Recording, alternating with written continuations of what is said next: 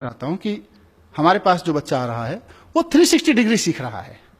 आज से 50 साल पहले पढ़ाने का तरीका आपका जो भी था वो बहुत अच्छा था, क्योंकि बच्चे के पास में इंफॉर्मेशन का सिर्फ दो ही जरिया थे, स्कूल और पेरेंट्स। अनफॉर्चुनेटली पेरेंट्स के पास में इंफॉर्मेशन बहुत कम होती थी as compare to school and teacher. Teacher का इंफॉर्मेशन का, नॉलेज का लेवल कहीं ज्यादा हाई होता था, पेरेंट्स का comparatively and generally, specific cases की मैं बात नहीं कर रहा, कम होता था। उस वक्त आपने जो डिजाइन किया एजुकेशन का सिस्टम बहुत अच्छा था। आज की तारीख में बच्चे के हाथ में मोबाइल है, वो बच्चा अपने पेरेंट्स से ज्यादा जानता है, आप अपनी तो छोड़ दीजिए। वो दुनिया के इतने लोगों से अपने फोन पे बैठ के बात कर सकता है, इतने लोगों से कम्पीट कर सकता है, किस किस तरह के कंपटीशन में हिस्सा ले सकता है, आप अज्यूम नहीं कर पाएंगे। हम उस बच्चे को पढ़ा रहे हैं। आज हम उस बच्चे को नहीं पढ़ा रहे जिसका इंफॉर्मेशन के लेवल पे सिर्फ दो ही सोर्स थे और क्रेडिबिलिटी के नाम पर एक ही सोर्स था, टीचर। मदर फादर कभी भी किसी बच्चे के लिए क्रेडिबल सोर्स ऑफ इंफॉर्मेशन नहीं हुए थे, आज भी नहीं है। लेकिन अनफॉर्चुनेटली और फॉर्चुनेटली टेक्नोलॉजी यहां पहुंच गई है कि उस बच्चे के पास इतने सोर्स ऑफ इंफॉर्मेशन है कि टीचर्स के सारे कलेक्टिव सोर्स ऑफ इंफॉर्मेशन कम पड़ गए। स्कूल का हमारे सारे कैरिकुलम कम पड़ गया उसके सामने। We have to shape up a mind which is being affected, which is being, let me use this word, which is being attacked day and night through every corner. 100 TV channels, 5,000 games, websites, game sites, and peer pressures. All these things are attacking the mind each and every minute. Party में भी जाता है तो वहां एक peer pressure होता है, अब हमको उसको हैंडल करना है। वो बच्चा हमारे पास में 4 घंटे के लिए आ रहा है, 5 घंटे के लिए आ रहा है। So we have to shape up our education content and system and processes in a way so that we can make ourselves capable of handling that child. Sorry to say, we have not prepared. हम पुराने ढोल पीट रहे हैं, अभी पुराने तौर तरीकों से उस बच्चे को हैंडल करने की कोशिश कर रहे हैं कि क्लासरूम होगा, ओबीडियंट माने जो बच्चा क्लास में कम बोलेगा, ज्यादा बोलेगा तो ओबीडियंट नहीं हुआ। जिस क्लासरूम में कम शोर मचेगा वो ज्यादा ओबीडियंट क्लास होगी, ऐसा ही हम लोग डिफाइन करके रखते हैं। Keep quiet is the definition of being obedient. तो ये हमारे पुराने तरीके किसी समय अच्छे रहे होंगे जब इवॉल्व हुए, आज नहीं है। आज उसको बोलने नहीं देंगे, वो बाहर निकलते ही क्या बोलेगा आपको अंदाजा भी नहीं हो सकता है। और इसी का नतीजा है कि एक नई जनरेशन हमारी क्रिटिकल पैदा नहीं हो रही है। क्यों मैं ये बात कर रहा हूं? मेरे को कोई शौक नहीं है पढ़ाने का। मैंने कहा मैं तो एजुकेशनिस्ट नहीं हूं और मेरा एजुकेशन प्रोफेशन भी नहीं था। मैं तो संयोग से इस फील्ड में आ गया और आज मैं यहां खड़ा हुआ हूं। क्यों मैं कर रहा हूं इसकी बात? क्यों एज ए लीडर मेरी जरूरत महसूस हो रही है मुझको कि हमें एजुकेशन के कंटेंट पे क्लासरूम को एक आंदोलन में बदलने की जरूरत है। साथियों, आपके पास 40 बच्चे, 50 बच्चे, 30 बच्चे आपके क्लासरूम में बैठे हुए हैं और वो आंदोलन की सबसे बढ़िया, सबसे फर्टाइल ग्राउंड है।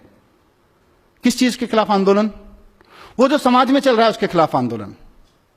समाज में धर्म के झगड़े चल रहे हैं, हमको क्लासरूम में बैठ के सेटल करना पड़ेगा कि ये बच्चा जब जाए तो उन धार्मिक झगड़ों में शामिल ना हो पाए। इवन को इन्फ्लुएंस भी करने की कोशिश करे तो उसको क्लैरिटी है, उसको इंटरनेट पे, व्हाट्सएप पे भी कोई ऐसा मटेरियल मिले तो उसको क्लैरिटी रहे, नहीं I have understood it, this is rubbish. That we have to prepare for. धर्म के, जाति के झगड़े हैं, क्षेत्रवाद के झगड़े हैं, क्रिटिकल नहीं है। 5000 साल पहले जिसने कुछ कह दिया उसी को माने बैठे हैं। नया करने की क्षमता पैदा नहीं हो रही है हमारे बच्चों में। आप देखिए कितने बच्चे हैं जो नया पैदा कर सकते हैं, नया सोच सकते हैं, क्योंकि नया करने के लिए रिस्क चाहिए, रिस्क लेने की क्षमता चाहिए, और रिस्क लेने की क्षमता हम लोग नहीं पैदा कर पा रहे हैं बच्चों में। क्योंकि हम जब पैदा कर पाएंगे तो हमारी क्लास में पढ़ने वाले 40 बच्चों में से कम 38 के बीच होनी चाहिए। अभी तो 38 में से 40 में से 2 के बीच है, उसके बहुत सारे और संयोग कारण हो सकते हैं। क्योंकि जब क्लासरूम से रिवॉल्यूशन से पैदा होगा, कॉन्फिडेंस पैदा होगा, नया करने की जिजीशा पैदा होगी, हिम्मत पैदा होगी, तो वो 40 में से 38 बच्चों की में पैदा होगी कम से कम। और उसका नतीजा क्या हो रहा है? एक नेशन जो अपने आप में कॉन्फिडेंट नहीं है, एक सोसाइटी जो अपने आप में अपने थॉट्स पे कॉन्फिडेंट नहीं है, अपने थॉट्स के प्रति क्रिटिकल, अपनी कन्वेंशंस के प्रति क्रिटिकल नहीं है, कुछ नया करने की हिम्मत नहीं जुटा पा रही है। 1500 साल पहले आर्यभट्ट ने कहा था शून्य है, शून्य की खोज की उसने किया, और हमने 1500 साल क्या किया? हमने 1500 साल गाना गाया, जब जीरो दिया मेरे भारत ने दुनिया को तब गिनती आई। हमने गाना गाया, और उसी शून्य का 1500 साल पहले जिस हिंदुस्तान ने शून्य का आविष्कार किया, उसी शून्य का इस्तेमाल अमेरिका और यूरोप के साइंटिस्ट ने करके पूरा साइबर वर्ल्ड उस शून्य में खड़ा कर दिया। हम गाना गाते रह गए, जब जीरो दिया मेरे भारत ने दुनिया को तब गिनती आई। उन्होंने साइबर वर्ल्ड खड़ा कर दिया। आज वो ट्विटर चलाते हैं, फेसबुक चलाते हैं, गूगल चलाते हैं, यूट्यूब चलाते हैं। हम अपने लड़के लड़कियां नौकरी करने भेजते हैं उनके यहां पे, और हम कहते हैं कि हम तो बहुत महान देश थे पहले से। हम अच्छा हमने किया है, काफी कुछ किया है। ऐसा नहीं है कि एजुकेशन में कुछ नहीं हुआ। मैं with due respect to every educator मैं कहना चाहता हूं कि एजुकेशन की आज तक की बहुत अचीवमेंट हैं। आज मैं अगर आपके सामने खड़ा होकर इस मंच से बोल पा रहा हूं और आप में से कोई इस बात को लेकर क्वेश्चन नहीं कर रहा है कि ये जो आदमी इतनी बड़ी बड़ी बातें यहां कर रहा है इसका धर्म और जाति क्या है, वो एजुकेशन की अचीवमेंट है आज हमारे यहां। आज आपके सामने कोई आदमी इंटरनेट यूज करता है और आपके मन में कभी भी यह सवाल नहीं उठता, मतलब आपके माने समाज के मन में, समाज में किसी के मन में यह सवाल नहीं उठता है कि इंटरनेट यूज करने वाले की जाति क्या है, जरा पूछ के तो देख लें। इस जाति के लोगों की हिम्मत कैसे हुई इंटरनेट यूज करने की? आज ये क्वेश्चन नहीं बचा है समाज में, वो एजुकेशन की वजह से है।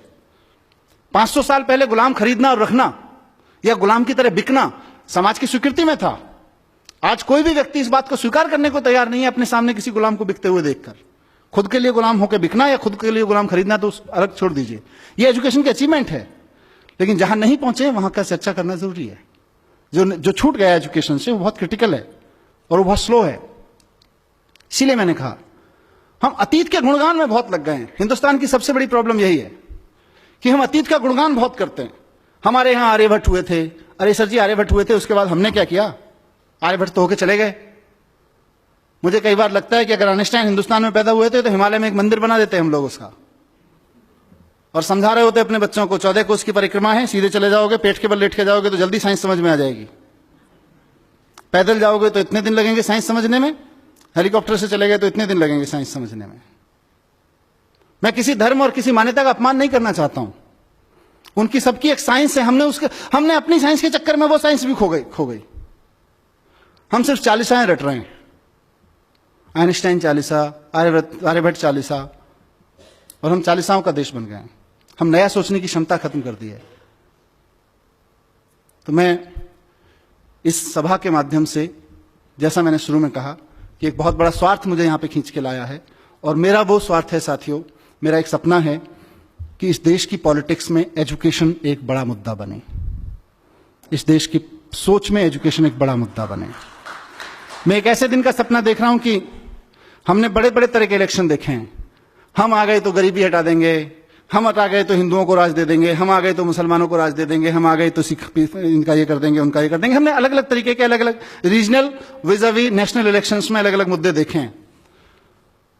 मैं चाहता हूं कि इस देश में इस बात पर डिबेट हो और पॉलिटिकल पार्टीज आके खड़ी हों और कहें कि अगर हम आ गए तो हम एजुकेशन को यहां लाके खड़ा करेंगे, उस पर इलेक्शन लड़े जाएं। गलत सपना तो नहीं देख रहा जी?